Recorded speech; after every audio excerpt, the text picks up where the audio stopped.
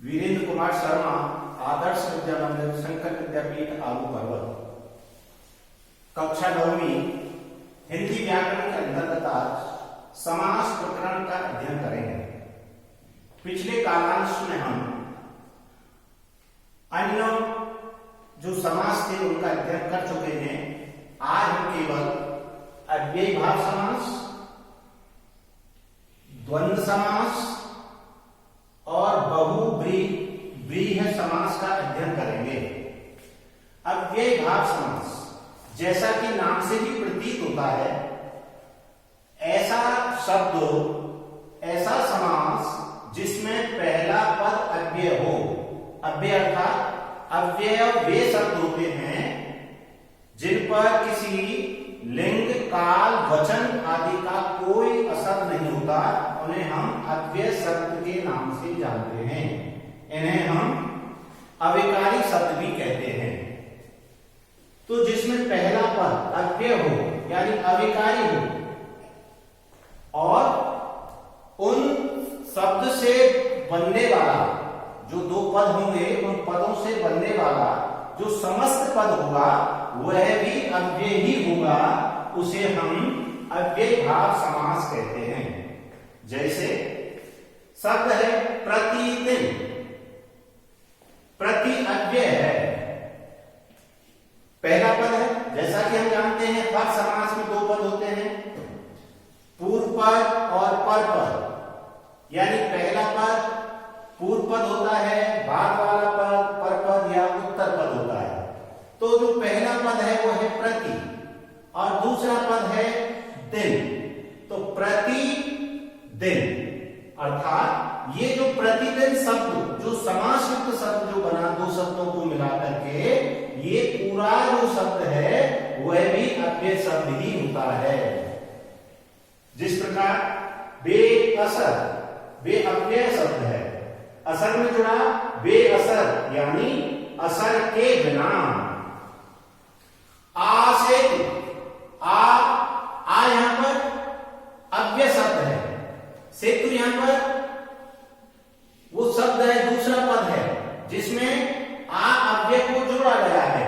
लेकिन जब ये जुड़कर के जब इसका एक समस्त पद बनता है तो आ सेतु हो जाता है, और जब समास विग्रह करते हैं तो होता है सेतु तक। ऐसे ही सामासिक शब्द है। सामासिक शब्द यानी दोनों शब्दों को जुड़ा हुआ शब्द, दोनों पदों को मिलाकर के जो शब्द बनता है उसे हम समस्त पद कहते हैं, और जब उसको अलग अलग करते हैं तो उसको विग्रह कहते हैं। जैसे यथाशक्ति, यथा अव्यय है, शक्ति में जुड़ा, समास विग्रह क्या हुआ?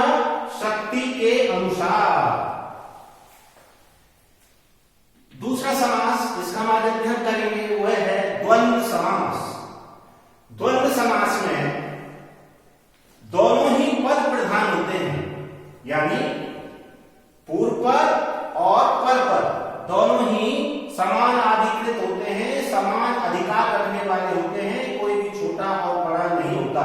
और वो दोनों ही पद किसी समुच्चय बोधक अव्यय शब्द से जुड़े हुए होते हैं। जुड़े हुए कब होते हैं? जब हम उसका समस्त पद जब बनाते हैं, तो समस्त पद बनाने के लिए जिस अव्यय शब्द का उसमें लोप होता है, ये शब्द भी प्राय और या आदि होते हैं, उन शब्दों का लोप करके और एक समस्त पद बना दिया जाता है, उसे द्वंद्व समास कहते हैं। यानी जैसा कि दोनों ही पद प्रधान होते हैं और समुच्चय बोधक अव्यय का लोप होता है। लोप कब होता है? लोप उस समय करना पड़ता है जिस समय हमें उसको समास बनाना होता है, और जब समास विग्रह करना होता है तो जो लुप्त शब्द है उसको लिख दिया जाता है। जैसे भाई बहन, भाई और बहन, ये हो गया समुच्चय बोधक योजक शब्द जिसके माध्यम से इन दोनों पदों को जोड़ा जा रहा है। तो भाई बहन हुआ समस्त पद और भाई और बहन ये हो गया समास विग्रह। भला बुरा, यानी भला या बुरा, ये समस्त पद हुआ, ये इसका समास विग्रह होगा। ऐसे रात दिन समस्त पद है, समास विग्रह करने पर होगा रात और दिन। यानी यहां पर समास करते समय और का लोप कर दिया है, विग्रह करते समय वो जो लुप्त जो अव्यय शब्द है उसको लिख दिया जाता है। गुण दोष यानी गुण और दोष, ये आपका या। तीसरा समास जिसका मध्यम कर रहे हैं वो है बहुव्रीहि समास।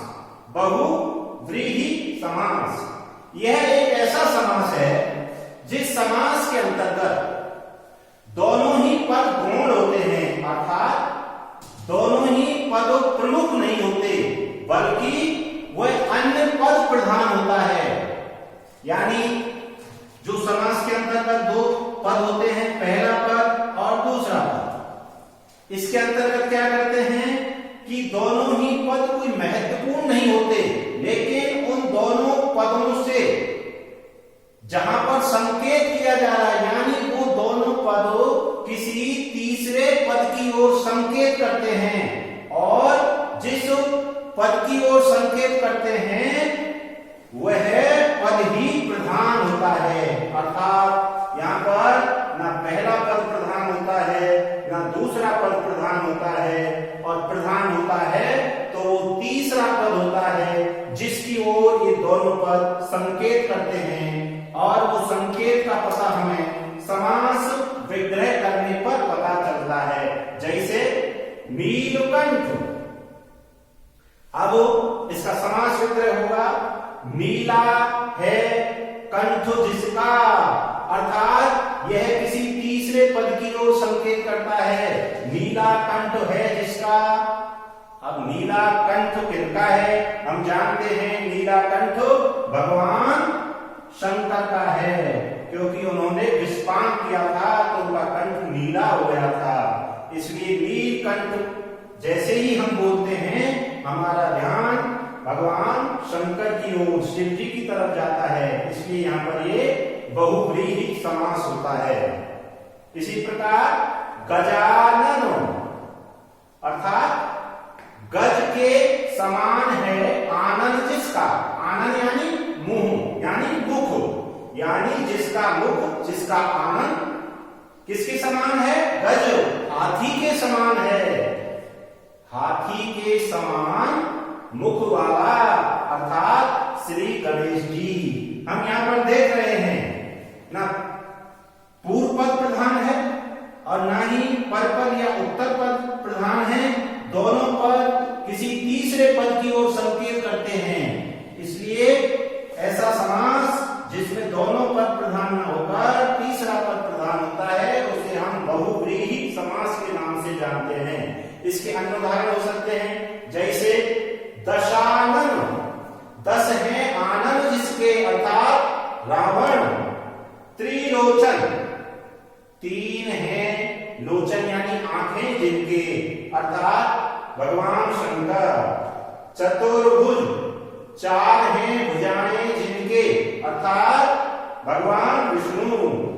चक्रधर, चक्र को धारण करने वाला अर्थात भगवान श्री कृष्ण। धन्यवाद।